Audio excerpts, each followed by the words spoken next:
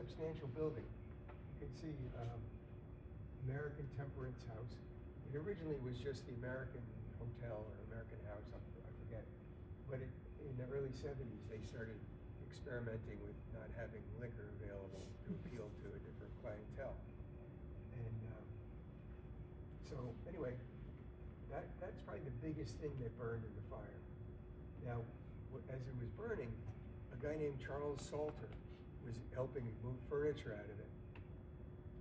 And he claimed that he was carrying something out of the hotel when he was pursued by a wall of fire, okay? Now, this was his recollection 64 years later. So he could have been exaggerating things a bit. He also said that the Pittenger's house collapsed in the street right behind him when he was walking down 2nd Street. So maybe he was dramatic, or maybe that was all true.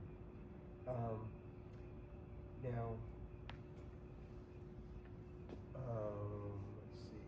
Okay, next, back to the map. Okay, now right here, this was a jewelry store. Frank Miller had his jewelry store there. And he put all his valuables in a safe. And now here's a quote from him. "Just before the fire reached my store, I procured assistance and thought to remove the safe out of danger, but only succeeded in getting it onto the sidewalk, where we were compelled to abandon it on account of the extreme heat from the adjoining buildings. The safe stood within 3 feet of the building, and the fire in its course swept over it and destroyed the next block." So when the fire died down, he had to wait for the safe to cool off. He couldn't touch it. But when he opened it, the safe had performed its job perfectly. Nothing was harmed. So, and the same with the bank. They had to leave their money and some papers in the safe. Again, a fireproof safe. Again, everything was cool. So now, this little cluster of shops here, there was a harness maker. He had a shop there, and he was out of town, so he was not able to salvage anything, and he lost everything he owned: his clothes, several sets of harnesses, his Union Army discharge papers, everything. He was like wiped out. He had the clothes on his back. So he won the prize for being the most totally wiped out of anybody. Okay. There was a shoe shop and a meat store in those buildings. Now, a strange moment occurred as the fire was raging, and everyone else is scurrying around, trying to save belongings and trying to protect their buildings from burning up. And there was a moment in front of Albert Williams drugstore. Now, he owned this building here. It had Hummers. He owned this. It was like a double building. And that was his drugstore, and that was Hummer's shop. So as the fire was approaching, Bert Williams, a lot of things had been salvaged from his shop, a lot of equipment and the soda fountain and other things. So he encountered these 2 young men, Theodore Williams and Samuel Staller. And they were in their 20s or 30s, and he invited them in to the drugstore for a drink as the fire's approaching. It was just this weird moment. And here's what Theodore Williams remembered the incident and wrote it up. He said, "Bert unlocked the store and invited Sam and me in. He went to the closet where he kept liquors for medicinal purposes only, pulled out a demijohn," and a demijohn is kind of a round flask kind of thing, pulled out a demijohn, and having procured a glass, gave Sam and me each a big drink. He put the demijohn back in the closet and turned the key. Sam and I thought it was a shame, as we could so easily rescue the demijohn, but Bert thought differently. We went out of the store, and Bert locked the door. We were the last 3 persons to leave the building, for in less than a half hour, it was wrapped in flames. So, just a weird moment. Okay?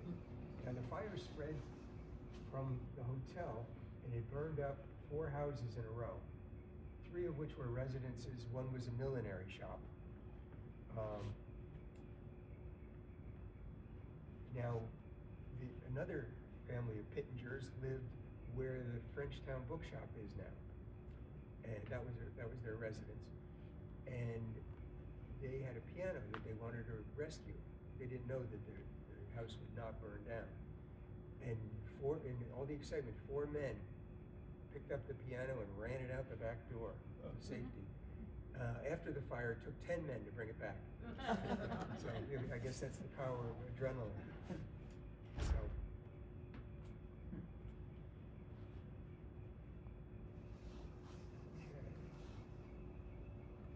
Yeah, there's one other interesting thing that was going on with that is now, 5 years before the big fire, there had been an attempt to rob the bank. Okay, they went to the bank, which was here.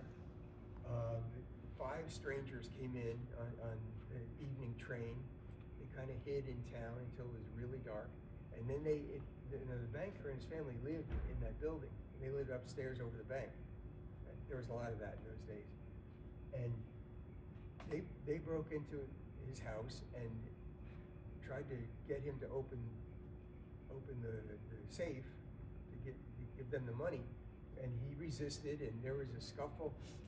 A shot was fired at his wife when she stuck her head out the window and yelled, "Murder, murder, we're being robbed."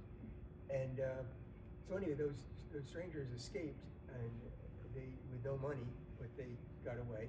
But ever since then, according to a guy writing for the Hunterdon Republican, he explained that ever since then, Frenchtown people were hostile to strangers because they thought they might be bank robbers. So this is a quote from this guy's letter to the editor. "Strangers and visitors to our town have been insulted by the poke your nose in other people's business fraternity.